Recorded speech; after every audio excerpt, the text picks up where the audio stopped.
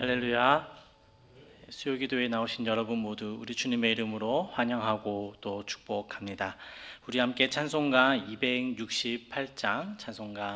268장 힘차게 찬양하겠습니다.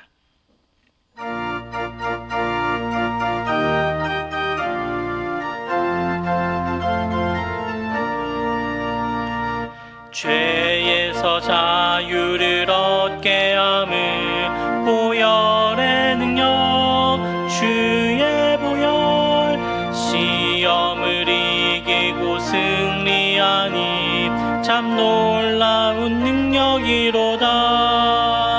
주의 보혈 능력이 또다. 주의 피 믿으오. 주의 보혈 그 어린 양의 매우 귀중한 피로다. 육체의 정욕을 이길 힘은 보혈의 능력 주의 보혈 마음을 얻게 하니 참 놀라운 능력이로다. 주의 보혈 능력이 또다. 주의 피 믿으오. 주의 보혈 그 어린 양의 매우 귀중한 피로다. 눈보다 더 이게 맑히는 것 보혈의 능력 주의 보혈 부정한 모든 것 맑히시니 참 놀라운 능력이로다. 주의 보혈 능력이 또다. 주의 피 믿으오. 주의 보혈 그 어린 양의 매우 귀중한 피로다. 구주의 복음을 전할 제목 보혈의 능력 주의 보혈 날마다 나에게 찬송 주니 참 놀라운 능력이로다. 주의 보혈 능력이 또다. 주의 피 믿으오. 주의 보혈 그 어린 양의 매우 귀중한 피로다. 아멘. 우리 한 장 더 찬양하겠습니다. 찬송가 270장 찬양하겠습니다.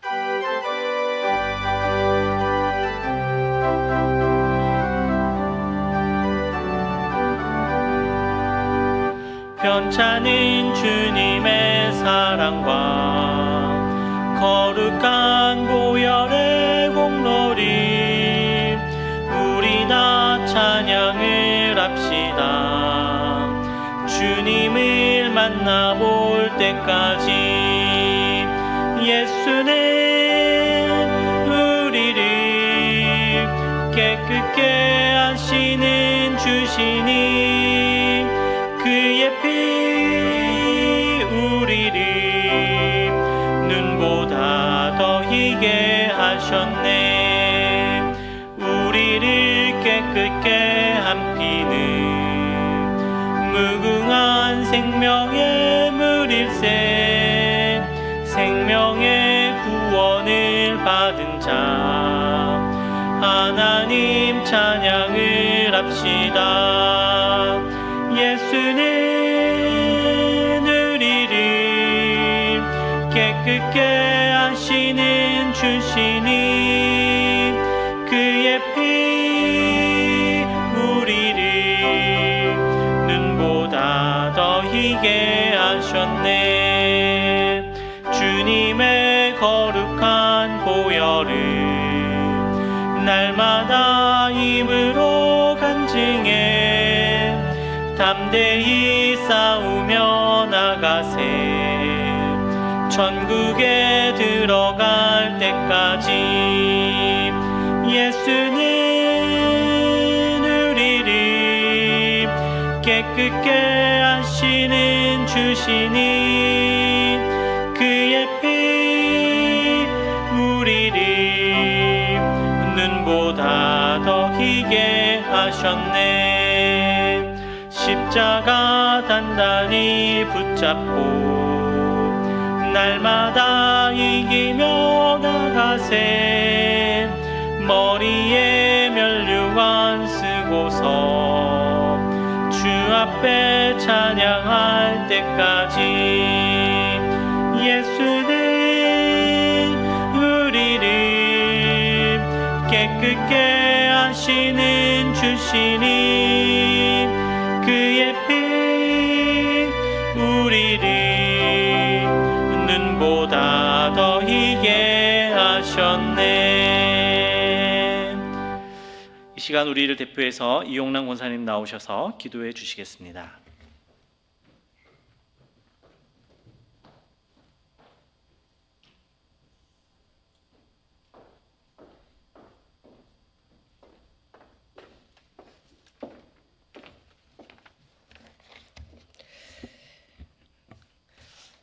기도하시겠습니다. 거룩하신 아버지 하나님, 오늘 하루도 내 가운데 지켜주시고 이 시간 귀하고 복된 예배의 자리로 인도하시오매 감사 찬양 드리옵나이다. 날마다 일용할 양식과 생명의 양식으로 먹여주시오니 무한 감사드립니다. 그럼에도 불구하고 말씀대로 살지 못하고 악한 영과 대적하여 이길 힘을 기도로 얻지 못하고 근심, 걱정, 불안, 미움, 원망 속에서 내 영을 평안하게 하지 못했음을 고백하오니 오직 아버지 하나님의 크신 사랑으로 오늘도 용서하여 주옵소서. 우리의 일상 가운데 감사가 차고 넘침에도 우리는 또 다른 욕심으로 감사보다는 불평을 하고 우리의 더러운 입술로 하나님을 찬양하는 모습 속에 살아가고 있음을 용서하여 주옵소서. 대한교회 교인으로서 합당한 성도의 삶을 살았는지 다시 한번 되돌아보는 시간 되기를 소망합니다. 우리의 마음속에 부정적인 말보다는 늘 긍정적인 생각을 하고 감사와 찬양과 봉사와 헌신이 있는 그리스도의 향기로 살기를 소망합니다. 우리 목사님 은혜의 장중에 두사 사망의 그늘에서 건져주셨사오매 감사드립니다.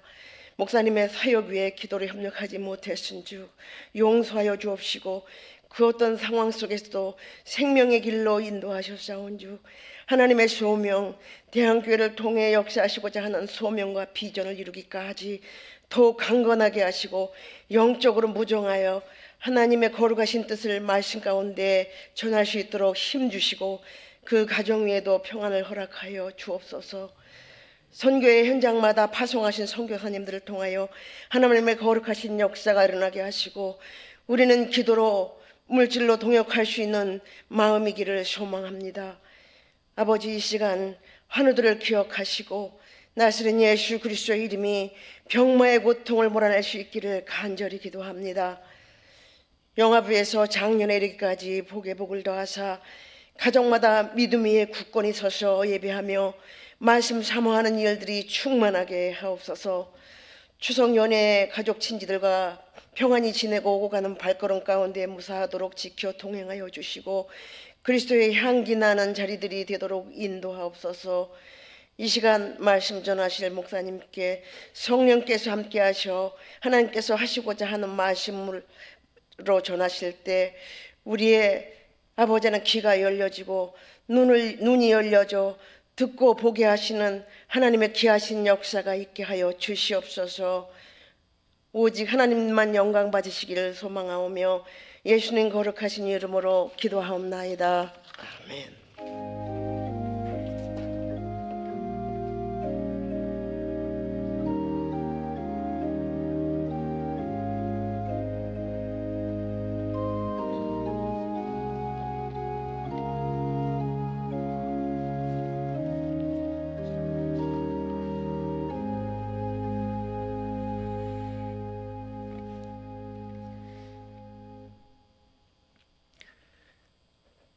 이사야서 13장 말씀 같이 보겠습니다. 말씀 18절부터 보겠습니다.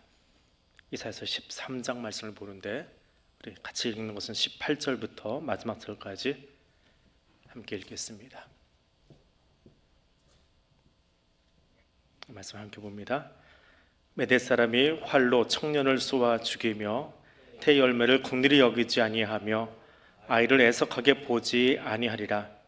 열국의 영광이요 갈대아 사람의 자랑하는 놀이개가 된 바벨론이 하나님께 멸망당한 소돔과 고모라 같이 되리니 그곳에 거주할 자가 없겠고 거처할 사람이 대대에 없을 것이며 아르비아 사람도 거기에 장막을 치지 아니하며 목자들도 그곳에 그들의 양떼를 쉬게 하지 아니할 것이요 오직 들짐승들이 거기에 엎드리고 부르짖는 짐승이 그들의 가옥에 가득하며 타조가 거기에 깃들이며 들량이 거기에서 뛸 것이요 그의 공성에는 승냥이가 부르짖을 것이요 화려하던 궁전에는 들깨가 울 것이라.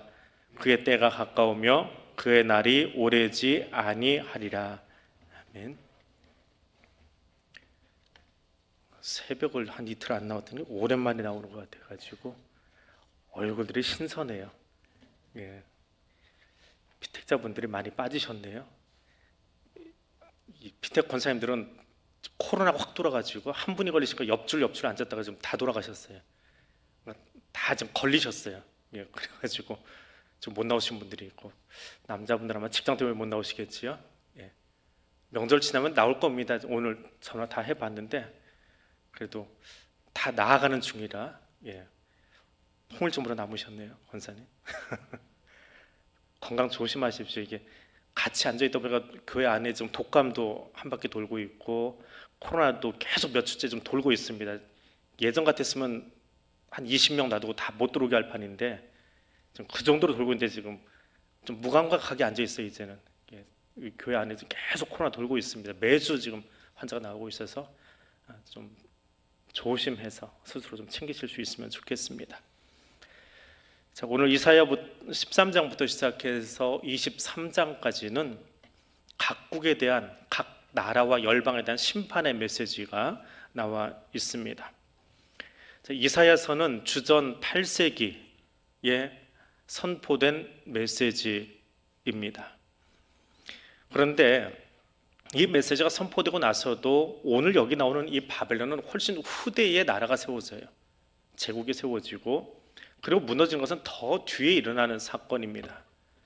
그러니까 이사야의 관점에서 현재, 오늘 우리의 현재가 아니고 이사야의 관점에서 현재는 바벨론이 어디 있느냐? 저 귀퉁이 어디 한 곳에 있는 도시입니다. 아직 나라가 아니에요. 이게 도시입니다. 그러니까 이스라엘 사람들이 그렇게 눈여겨보지 않는, 오히려 남유다하고 바벨론의 관계는 굉장히 우호적인 관계 정도에 있는 그런 모습입니다. 자, 예를 어떻게 들어야 될까? 이 당시의 관점으로 읽는다라고 한다면 미국이 망한다. 미국이 망한다. 미국이 망할 수 있을까요? 망할 수 있지요. 뭐 지금 청교도 정신도 많이 잃어버렸고 자본주의의 병폐들이 나타나기 시작하고 그런 것들을 극도화시켜서 막 이야기를 하면 분명히 망할 수 있는 나라예요. 미국도. 미국이 뭐 천년만년 가겠습니까? 지구 역사 속에, 인류 역사 속에 1400년, 1500년 간 나라가 로마 빼놓고는 그렇게 긴 나라가 없어요. 미국이 이제 200년짜리 나라거든요.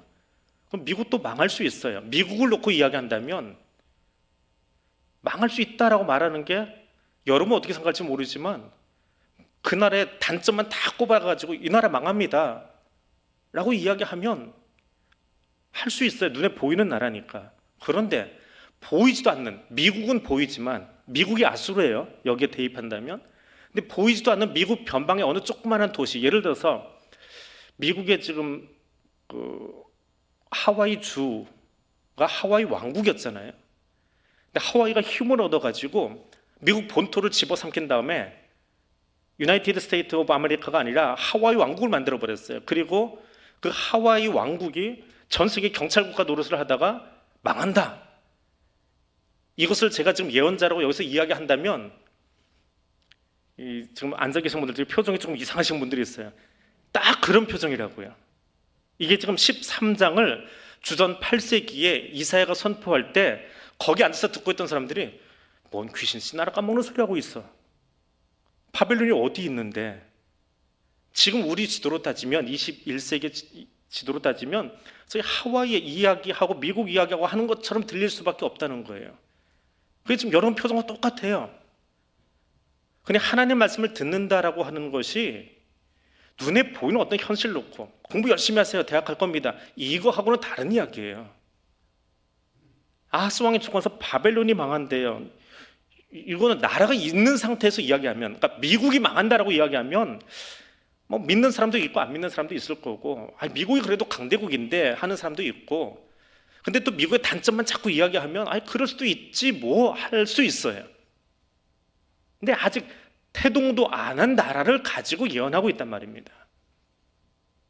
그 13장을 다 예언한 다음에 믿으십니까? 하면 뭐라고 하실 거예요? 딱 이 모습이에요. 분명히 믿으십니까? 하면 아멘 해야 되는데 아멘 안 나와요. 어떻게 아멘을 합니까? 보이지도 않는 나라에 대해서 이야기가 나왔는데. 그러니까 8세기 예언자들이 한결같이 이스라엘 백성들로부터 남유다 백성으로부터 이 미친놈, 죄송해요 그렇게 표현해서, 백성들이 그렇게 실제로 이야기했으니까 이 정신 나간 놈, 말을 해도 어떻게 똑바로 해야지 뭐 대상도 없는데 그걸 가지고 예언하고 하나님이 이랬다 저랬다, 너만 환상 보냐? 그러니까 예레미야가 그 고초를 겪지요. 이사야는 그나마 궁중예언자예요. 뒷배가 있는 사람이에요. 그러니까 좀 말을 하고 다녀요. 미가 같은 사람이에요. 이사야에서 저 뒤에 가면 나옵니다. 저 뒤에 나온 미가하고 다른 사람이에요. 미가는 비슷한 이야기 한마디 했다가 그냥 목 잘려버렸습니다. 이게 예언자적인 삶을 사는 사람들의 현실이에요. 그래도 하나님이 명령하시니까 예언하는 거예요. 13장부터 23장까지 그 이야기가 계속 나오고 있습니다. 그런데 이 바벨론의 예언, 이 수많은 나라들 가운데 바벨론을 왜 여기다 갖다 놨냐라고 하는 거예요. 13장부터 23장까지 나오는데 왜 하필이면 아직 태동도 안 한 그 나라, 아수르부터 시작해서 역사 훑어 내려가듯이 이야기를 하시든가, 아니면 지금 망조가 들어버린 어떤 한 나라를 데려다 놓고 이야기하면서 저 뒤에쯤 야 여기서부터 시작해서 바벨론도 망해 라고 한다면 역사 순서로 그럴 것 같아, 이 나라도 망한 징조가 있으니까 듣겠는데 왜 바벨론 앞에다 끌어놨느냐라고 하는 거지요. 그건 이 심판의 메시지를 좀 더 극대화하기 위한 방법이에요. 그리고 비단 유다 백성에게만이 아니라 오고 오는 모든 세대에게, 오늘 저와 여러분에게도 이 메시지는 우리가 어떻게 살아야 되는가라고 하는 것에 대한 강력한 펀치를 날려주고 있는 거예요. 그래서 들어야 돼요. 우리가 동떨어진 나라의 이야기가 아닙니다. 자, 앞에 한자 하나 띄워드릴게요. 그래서 어떻게 읽지요? 한자세가 아니신 분들은 뭔가 하실 텐데, 권벌 10년, 화무 11홍 이렇습니다. 권력은 10년을 가지 않고 아름다운 꽃은 10일을 붉게 물들지 않는다. 얼마 전에 최무식 씨가 그 주인공으로 나왔던 카지노라고 하는 그 시리즈에 나왔던 이야기입니다. 권벌 10년, 화무 11홍. 인간의 욕망이 얼마나 허무하냐라고 하는 우리 한자 성어지요. 하나님은 우리 인간의 욕망, 교만의 끝, 결국 그것을 심판하실 것이다 라고 하는 것을 우리에게 이야기합니다. 그런데 그 심판 전에 반드시 전조 증상이 있어요. 그냥 망하지는 않습니다. 전조 증상이 있어요. 그런데 욕망과 교만에 사로잡혀 있으면 이 전조 증상을 한결같이 무시합니다. 에이 뭐 그거 가지고 남들도 다 하는데. 그래서 심판대 앞에 서게 되는 거죠. 꽃이 화려하면 뭘 해야 될까요? 권력을 잡게 되었으면 뭘 해야 될까요? 돈을 벌고 나면 우리는 어떻게 살아야 될까요? 대한민국 국민소득 3만 불 시대인가요? 앞으로 4만 불이 되고 5만 불이 되면 어떤 나라가 돼야 될까요? 국민소득 3만 불이 중요한 것이 아니라, 박수치는 것이 중요한 것이 아니라 거기에 걸맞는 삶을 살아야 되거든요. 근데 거기에 걸맞는 삶을 살지 못하면, 하나님이 아수르에게도 주셨고 바벨론에게도 권한을 주셨지만 하나님이 주신 권한을 바르게 행사하지 않으면 오히려 그것이 독이 됩니다. 3만불 시대에 진입했다면 3만불 시대에 걸맞는 나라의 품격을 가지고 그런 나라 백성의 시민 정신을 가지고 오늘을 살아가야 돼요. 우리에게 그만한 부를 주셨다면 그 부가 세계 열방을 향해서 바르게 흘러가고 나눠줄 수 있는 축복의 통로가 되도록 대한민국의 서계 교회가 정신 차리고 성도가 정신 차리고 그렇게 살아가야 돼요. 그러나 그렇지 않으면 그 많은 돈이 오히려 우리에게 독이 된다라고 하는 메시지가 바벨론이에요. 그것이 바벨론을 통해서 주시는 메시지입니다. 생각해 보세요. 왜 그 건재에 앉아 있다가 욕 먹고 내려와야 됩니까? 차라리 권력을 차지하지 않았으면 그런 욕 안 먹어도 되잖아요. 저희 조금 거리가 있는 친척분 가운데 하나가 총리를 지내신 분이 있어요. 하고 싶어서 한 게 아니라 대통령이 지명해서 너 총리 좀 해줘 그러니까 사양하다 총리 잠깐 하고 욕 바가지로 먹고 내려왔어요. 교수님이신데. 내려오고 나서 이야기하시는 거예요. 괜히 권력관에 들어갔다가 정말 나는 교수로서 학문 연구하고 거기 사는 게 너무 행복했던 사람인데 거기 갔다 내 삶이 다 뒤틀려 버렸다고. 거기 있으면 거기에 맞는 삶을 살아야 되는데 들어가고 나니까 학자가 아니더라는 거예요. 자기는 학자로만 살아온 사람이었는데. 권력이 주어지면, 돈이 주어지면 거기에 맞는 삶을 살아야 돼요. 권한이 주어지면 그 권한에 합당한 삶을 살아야 돼요. 이게 바벨론이고요. 오고 오는 모든 세대에게 주시는 동일한 메시지, 경고의 메시지입니다. 오늘 우리가 18절부터 읽었는데 메대 사람이 이 나라를 완전히 무너뜨려 버리겠다라고 이야기합니다. 이 메대는 지금 이란의 북부 지역에 있는 그냥 부족이라고 해야 될까요? 그때는 나라였어요. 메대족 했는데 정말 박쥐 같은 나라예요. 정말 박쥐 같은. 이 성경과 함께 메대를 읽어보면 바벨론이 아수르를 칠 때, 아수르를 무너뜨릴 때 메대가 바벨론하고 손잡고 가서 아수르를 무너뜨려 버립니다. 그래서 메대 바사 그래요. 아니, 메대 바빌론 그래요. 근데 좀 있다 이 바벨론을 무너뜨릴 때 메대가 페르시아, 성경은 바사라고 그러죠. 메대 바사가 돼 버려요, 명칭이. 그래서 메대 바사가 바벨론을 무너뜨려 버려요. 이리 갔다 저리 갔다 합니다. 상대방의 속성을 너무 잘 알아요. 함께 연합을 해서 아수르를 쳐봤기 때문에 바벨론의 군대가 어떤 전략을 가지고 있는지 알거든요. 그러니까 냅다 페르시아로 가가지고 야 바벨론에는 이런 약점이 있어 그래가지고 그 정보를 다 넘겨줘요. 그래서 페르시아가 바벨론 무너뜨리는데 아주 1등 공신이 되어버립니다. 그렇게 박쥐처럼 살다가 지금 이란의 산악부족으로 전락해버렸어요. 그 바벨론 제국 무너진 이후에 메대는 역사 속에서 흔적이 없습니다. 하나님 메대는 그렇게 멸망시켰어요. 뒤에 가서 메대를 조금 더 설명할 기회가 있을 거예요. 이사야서에 나오기 때문에. 이사야서 여러 민족 가운데 바벨론을 가장 먼저 언급하는 이유를 역사 속에서 잠깐 몇 가지만 살펴보려고 합니다. 이 성경의 역사에 꼭 따라 나오는 지명이 하나 있는데 이것이 메소포타미아라고 하는 곳입니다. 지도만 띄워주세요. 메소포타미아는 지금 지중해 그 옆에 이스라엘은 저 글자만한 그 정도 땅덩어리밖에 없어요. 세계 지도에서 보면 정말 작고 연약한 나라입니다. 그리고 그 옆으로 한참 동쪽으로 가면 티그리스 강, 유프라테스 강 두 개의 강이 있어요. 두 강 사이에 있는 도시, 그래서 메소 사이에 포타 강 뭐 해서 두 사이에 있는 도시라고 하는 곳이 메소포타미아라고 하는 말입니다. 이 메소포타미아는 아주 오래전부터 문명세계를 이루었어요. 굉장히 오래된 문명세계를 이룹니다. 거기에 아카드라고 하는 나라가 있어요. 그 아카드를 무너뜨린 것이 수메르라고 하는 민족이라고 해야 될까요? 수메르족이 있어요. 이 수메르족이 저 메소포타미아 옆에 보면 네모 박스가 있죠. 박스 오른쪽 아래에 저는 잘 모르지만 여러분 보이실 거예요. 우르라고 하는 도시 보이세요? 여기 바로 위에 있는 우르, 성경에 나오는 그 우르예요. 예. 거기를 중심으로 수메르 제국, 마지막 제국을 세웁니다. 역사 속에서 수메르가 세운 마지막 제국이 이게 우르 왕조입니다. 이 우르가 창세기에 나오죠. 언제 나와요? 아브라함이 갈대 우르를 떠났잖아요. 갈대아는 저기를 얘기해요. 메소포타미아를 갈대아라고 그래요. 저기서 아브라함의 아버지가 출발하죠. 아브라함이 출발한 건 아니에요. 아브라함의 아버지가 아브라함 아들 데리고 조카 데리고 출발을 해요. 그래서 저 뒤에 저 지도는 표시가 안 돼 있는데 하란까지 올라가서 아버지가 거기서 죽고 이제 아브라함이 이동을 하게 됩니다. 그 우르예요. 거기 우르 왕조가 세워져 있었어요. 우르 왕조에 살고 있는 한 사람.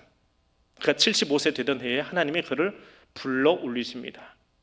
그러니까 세계사 속에 보면 이름도 없어요. 우르 왕조는 있지만 아브라함은 등장하지 않아요. 이 어간에 우르나무 법전이라고 하는 법전도 나옵니다. 함무라비 법전보다 훨씬 더 앞선 세계적으로 유명한 법전이 함무라비 법전이거든요. 성문화된 글로 쓰여진 법전이다. 그래서 아주 유명한 법전입니다. 지금 누브르 박물관에 보관이 돼 있어요. 이 종이가 아니고 원형으로 된 점토판에 이 기록이 되어 있는. 근데 이 고고학자들이 찾다 보니까 그 함무라비 법전보다 더 앞에 우르에 있는 나무라는 왕이 만들어놓은 법전이 있어요. 그게 저 우르에서 발굴이 돼요. 이란에서. 그러니까 서양 입장에서는 배가 아파요, 사실은. 그래서 발표 잘 안 해요. 근데 고고학 자료를 찾아보면 나와요. 이란이 지금 미국하고는 척지고 있잖아요. 거기에 세계 최초의 법전이 나왔다 해버리니까 이걸 인정하는 것 자체가 서양 학자들에게는 별론 거예요. 근데 이미 아브라함이 나올 때 거기에 법전이 있었다니까요. 그 내용이 출애굽기에 나오는 그 계명하고 거의 비슷해요. 그 뒤에는 함무라비 법전도 레위기에 나온 법전들 그런 법전은 거의 비슷해요. 그러니까 아주 앞서 있는 문명이지요. 그 앞선 문명, 법을 가지고 있다라고 하는 것. 법을 왜 만듭니까? 이게 한 10대 명 모아놓고 교회 개척할 때는요, 굳이 교회 정관 필요 없어요. 서로 그냥 합의하면서 하면 돼요.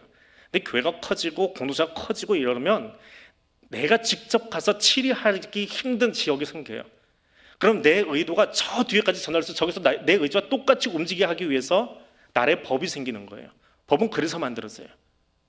시족 국가에는 법을 굳이 문서로 만들 필요 없어요. 아버지가 이리 와, 밥 먹어. 지금 밥 되잖아 하면 돼요. 근데 이게 너무 커서 한 10,000명, 100,000명 돼버리면 목소리가 안 통하잖아요. 그래서 법전이 만들어진 거예요. 법은 그렇게 태동합니다. 그러니까 그만큼 큰 나라고 화려하다라고 하는 거지요. 거기에 누가 살았다고요? 창세기 아브라함이 살았어요. 자, 이때 나오는 우루하고 요 뒤에 이제 나라가 하나 더 세워진데 구바벨론이 세워집니다. 여기 나오는 바벨론이 아니고요. 옛날 바벨론, 아브라함 때 바벨론이 있었어요.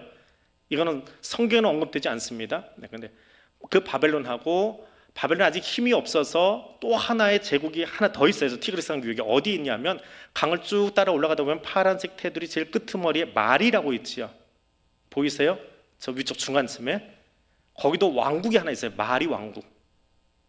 그 마리 왕국에서 문서가 하나 나와요. 옛날 문서는 다 종이가 아니에요. 다 돌에다 쓰던 거예요. 유명한 문서입니다. 왜 유명하냐? 성경 이제 학교에서 배우시는 신학생들은 다 아는 이야기인데 저 마리 문서, 마리 원통 안에 사람 이름이 써 있어요. 누가? 아브라함, 이삭, 야곱 이런 사람들이 저쪽 서쪽에 가면 있어. 서쪽에 가나안 족장들 중에 아브라함이라는 이름이 있고 이삭이 있고 야곱이 있어. 야곱까지. 그 이름이 거기에 있어요. 그러니까 마리 문서가 없으면 성경은 너희들끼리 보는 책이야, 교회에서만 보는 책이야, 우리랑 상관없어라고 하는데 마리 왕국에 그들의 공식 기록 문건에 이 이름이 들어가요. 그러니까 성경이 세계 역사 속에 똑 떨어진 별똥부대 같은 이야기가 아니라 그들의 역사와 같이 가고 있는, 그리고 어느 시대와 맞물리고 있는지를 보여주는 문서들이 저기 있더라라고 하는 거예요. 자, 그 이야기 속에서 저 메소포타미아 찬란한 문명 속에서 하나님이 한 사람을 젊은이도 아니고 75 됐는데 끌어오시죠. 야, 거기 있지 말고 우리 올라가자. 다른 데로 가자. 그래서 불러내십니다. 불러내세요. 자, 또 하나 눈여겨볼 자리가 있습니다. 저 지도에서 이제 왼쪽으로 내려오는 지도예요. 자, 그 다음 지도 하나 보여주세요. 자, 이제 이집트, 시내반도, 이스라엘이 보여지고 있는 이집트라고 하는 나라인데요. 이거는 앞에 나왔던 지도보다는 훨씬 후대 이야기예요. 저기는 어디하고 맞물리는 이야기냐 하면 출애굽하고 맞물리는 이야기 왕조입니다. 자, 이집트의 왕조는 숫자로 나가요. 우리는 그래서 삼국시대 뒤에 고려가 있었고요, 후삼국시대가 있었고, 그다음에 통일된 고려가 있고, 조선이 있고, 대한제국이 있고, 일제강점기가 있고, 그다음에 대한민국으로 넘어 그러잖아요. 근데 이집트는 그게 아니고 1왕조, 2왕조, 3왕조, 4왕조, 11왕조, 12왕조 이렇게 숫자로 나가요. 그냥 세계 역사 공부하시는 분들이 귀찮으니까 서양 이야기 아니고 아프리카 이야기니까 숫자 붙여버렸어요. 다 그 역사가들이 자기 시각에서 붙이는 건데, 아무튼 11왕조 때 와가지고 저 이집트뿐만이 아니라 북쪽까지 올라옵니다. 이집트에서 북쪽이면 어디예요? 지금 이스라엘. 거기까지 세력을 확장을 해요. 왜냐면 이집트 입장에서는 저것을 잡아야 지중해를 장악할 수 있거든요. 해상무역을 할 수 있으니까 자기 땅만이 아니고 예루살렘하고 저 위에는 키프로스라고 하는 섬까지 자기 영향력 안에 둡니다.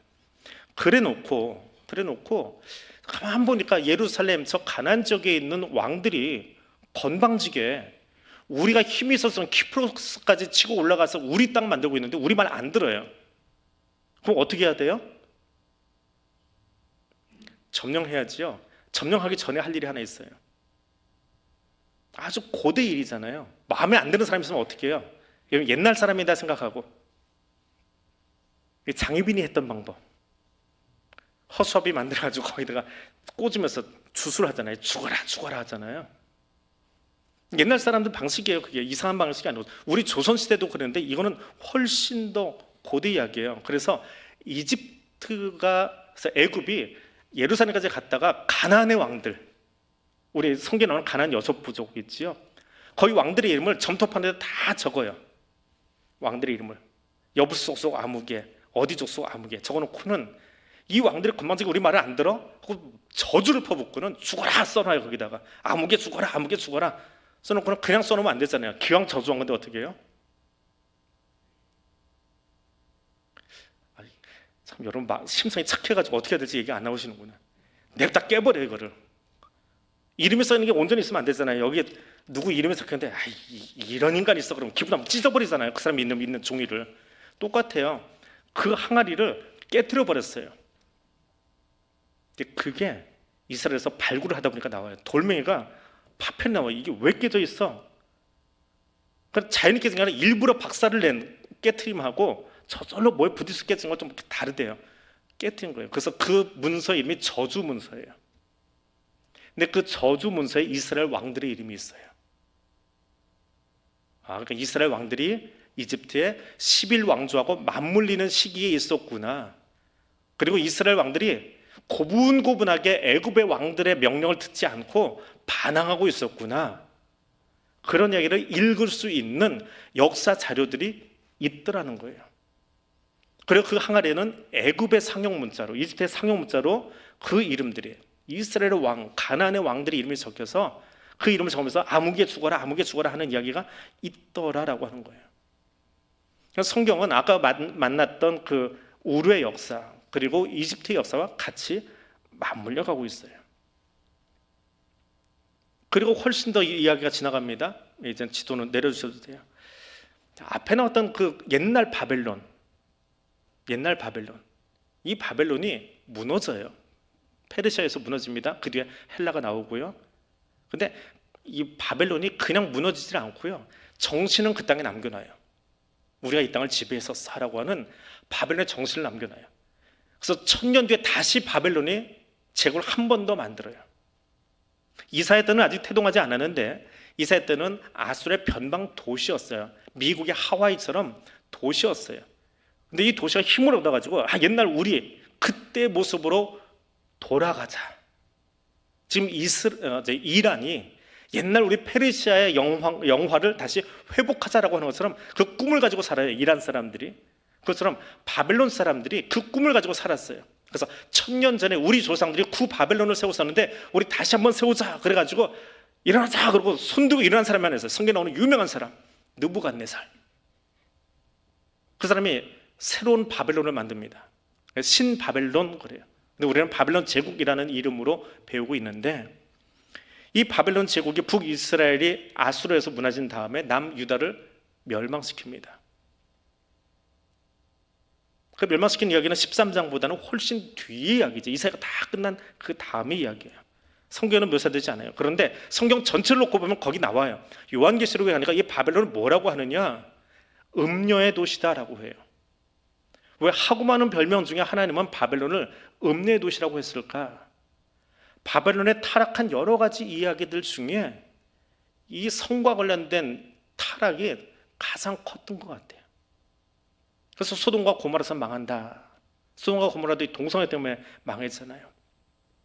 이 바벨론은 남성 중심의 사회고요, 외모 중심 사회고요, 물질 중심 사회, 이 세 가지가 바벨론 붙잡고 있어요.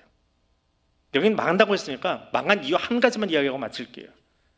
이 세 가지가 완벽하게 어울린 자리가 어디냐 하면 결혼이에요. 남성 중심, 외모 중심, 물질 중심. 자, 미혼 남녀는 언제 결혼하느냐? 1년에 한 번 경매가 열립니다.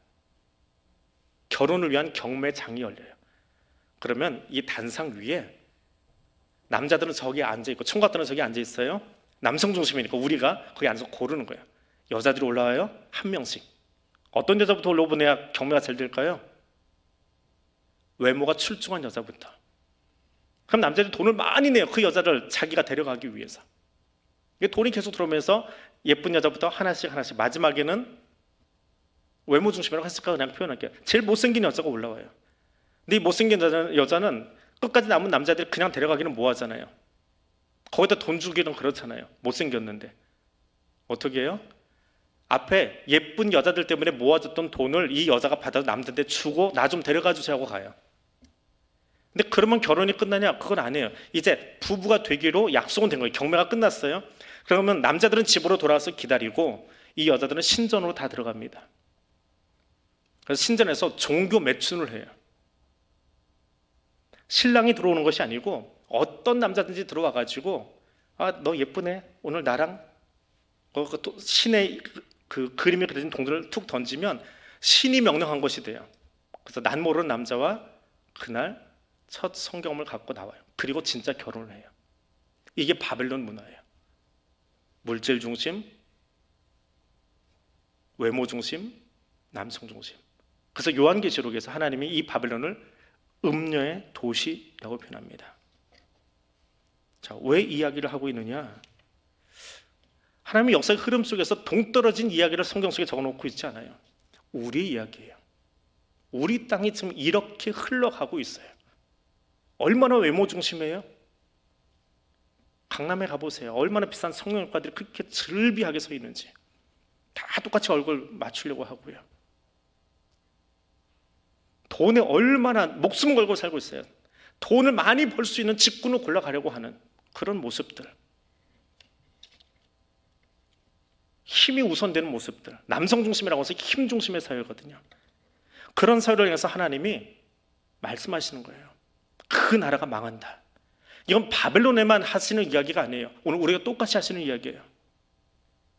정신 차리고 회개하지 않으면 망한다라고 이야기하세요. 그러면서 그 역사의 흐름 속에서 똑같이 역사 이야기를 한 것 같지만 거기 계속 나오는 이야기가 있지요. 우르 땅에서 누가 등장했어요? 아브라함이 등장해요. 저주문서에 누가 등장해요? 이스라엘 왕들이 등장해요. 하나님 왜 그 이름들을 기억하시냐고요. 거기서 잘 살고 있는 왕을 끌어내신 게 아니에요. 혹은 우르 땅에 포로 충수에 갇혀있던 너 여기 사는 거 힘들지? 다시 탈출해서 살자. 그렇게 아브라함을 끌어내신 게 아니에요. 왜 끌어내셨어요? 너 이 저급한 문화 속에서 살래? 아니면 나와 함께 나가서 거룩한 내 나라 백성으로 내 땅 다시 만들래? 아브라함 나가자. 이것이 창세기 12장이에요. 이것이 오늘 이사야 13장이에요. 바벨론의 문화가 판을 치고 있는 유다의 모습. 하나님이 아무리 말씀하셔도 듣지 않고 그 예언자들의 말을 배격하고 코웃음치고 아이 그런 얘기는 더 이상 하지 마세요. 너무 시끄러워요. 맨날 들어서 질렸어요. 예언서만 나오면 눈 감아버리고 졸기 시작하는 우리의 모습하고 똑같잖아요. 하나님 계속 이야기하세요. 나는 너희를 이 땅 가운데서 구별해내기를 원해. 우르에서 아브라함을 불러내듯이 이집트 11왕조, 12왕조, 14왕조 계속되는 17왕조까지가 이스라엘하고 맞물려요. 그 역사에 함몰되지 말고 내가 원하는 거룩한 백성으로 나와줬으면 좋겠어. 그래서 그들을 끌어낸 다음에 시내산 앞에 세워놓고 함무라비의 법전은 이미 완성되어 있지만 저렇게 비슷한 것 같지만 그러나 거기에 내가 진짜 원하는 건 사회법이 어떻고 종교 땅을 사고 파는 게 어떻고 결혼법이 어떻고 그게 아니야. 내가 너희가 원하는 건 거룩이야. 레위기 법전이야. 난 너희가 거룩하게 좀 살았으면 좋겠어. 근데 거룩은 다 놓쳐버리고 세상과 똑같이 산다면 여기 바벨론 들려준 것처럼 망한다. 심판이다. 정신 안 차릴래? 그 이야기를 이사를 통해서 유다에게 그리고 오늘 우리에게 똑같이 주고 있습니다. 하나님은 거룩한 백성으로 자기 백성을 만드시겠다라고 하는 그 의지를 가지고 비단 출애굽기에서만이 아니라 성경 전체를 통해서요. 창세부터 요한계시록까지 쉬지 않고 지금 우리에게도 말씀하고 계세요.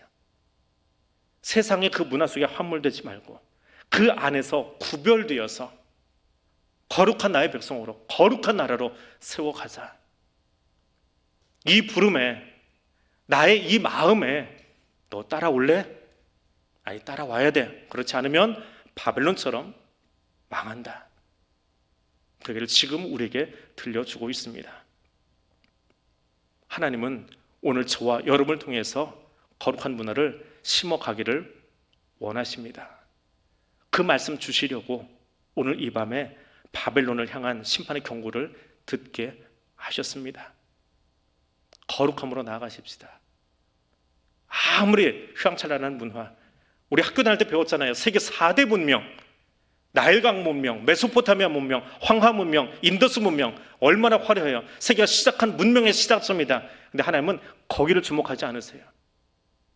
거기에 함몰되어 있지 말고 나와라. 내가 너와 함께 민족을 이루고 거룩한 나의 나라, 하나님의 나라, 하나님의 통치가 이루어진 나라 만들겠다. 이른다세 뭐합니까 하나님? 그러지 않고요. 그걸 따라 나간 사람이 실수투성이고 인내하지 못했지만 끊임없이 그걸 따라 나간 사람이 아브라함이고요. 오늘 저와 여러분이 되어야 합니다. 그렇게 지금 저와 여러분을 부르고 계십니다. 이 명절에 저와 여러분의 가정이, 우리의 삶이 이 땅에서 거룩하게 구별된 삶, 하나님이 기뻐하시는 이 땅에 머물지 아니하고 이 땅에서 구별되어 하나님 앞에 설 수 있는 그런 가정이 되도록, 또 그런 내가 되도록 기도하며 내일부터의 명절을 함께 시작할 수 있기를 원합니다. 우리 잠깐 기도하고 오늘 예배 마치겠습니다. 우리를 구별해 부르신 하나님 감사합니다. 우리의 명절 중에 주의 거룩한 말씀을 기억하며 살아가겠습니다. 그리고 내가 머물고 있는 그 자리를 거룩한 자리로 만들어 가겠습니다. 아무리 뛰어나 보이고 아무리 멋있고 화려해 보여도 하나님이 원하시지 않는 문명은 무너지게 되어 있습니다. 하나님이 기뻐하시는 그 문명, 하나님 기뻐하시는 그 나라, 그 땅을 만들어가는 구별된 백성 내가 되기를 원합니다. 이 마음으로 우리 한 2분 정도까지 통성으로 기도하겠습니다. 거룩하신 하나님 감사합니다. 우리를 구별하여 주시고 하나님 백성 삼아 주신 것을 인하여 감사드립니다.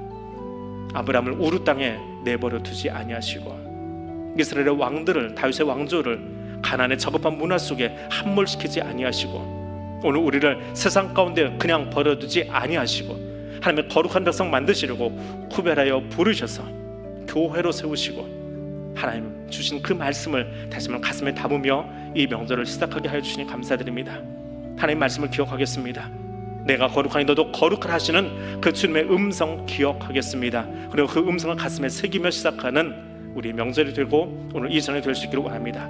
하루가 끝나가는 시간, 하나님 이 땅에 종말이 가까우는 그 시간을 기억하며 우리의 삶의 자리가 어떠해야 될지를, 오늘 나의 자리가 어떠해야 될지를 다시 한번 기억하며 살아가는 사람 될 수 있게 하옵소서. 거룩한 자리를 만들어 가겠습니다.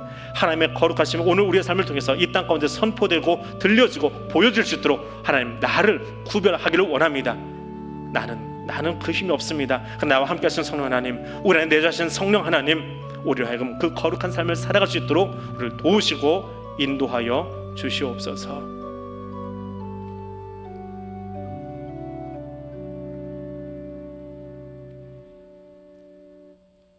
나 여호와가 너를 통하여 요새 거룩한 문화를 심어가기를 원한다. 하나님 그 말씀 주시려고 아브라함을 우르에서 불러내시고 다윗의 왕조를 그 험난한 역사의 소용돌이 속에서 구별하여 내신 것처럼 또한 우리를 이 땅 가운데 함몰되지 아니하고 주의 거룩한 음성을 듣게 하시며 그 음성 붙잡고 그 말씀 붙잡고 오늘의 가정을 나갈 수 있도록 하나님 파송하여 주시니 감사드립니다. 이제 우리가 나가는 그 삶의 자리에서 하나님이 기뻐하시는 거룩한 문화를 심어가는 사람 될 수 있도록 주여 우리와 함께 하여 주옵소서. 예수님 이름으로 기도드립니다. 아멘. 하늘에 계신 우리 아버지, 아버지의 이름을 거룩하게 하시며 아버지의 나라가 오게 하시며 아버지의 뜻이 하늘에서와 같이 땅에서도 이루어지게 하소서. 오늘 우리에게 일용할 양식을 주시고 우리가 우리에게 잘못한 사람을 용서하여 준 것 같이 우리의 죄를 용서하여 주시고 우리를 시험에 빠지지 않게 하시고 악에서 구하소서. 나라와 권능과 영광이 영원히 아버지의 것입니다. 아멘.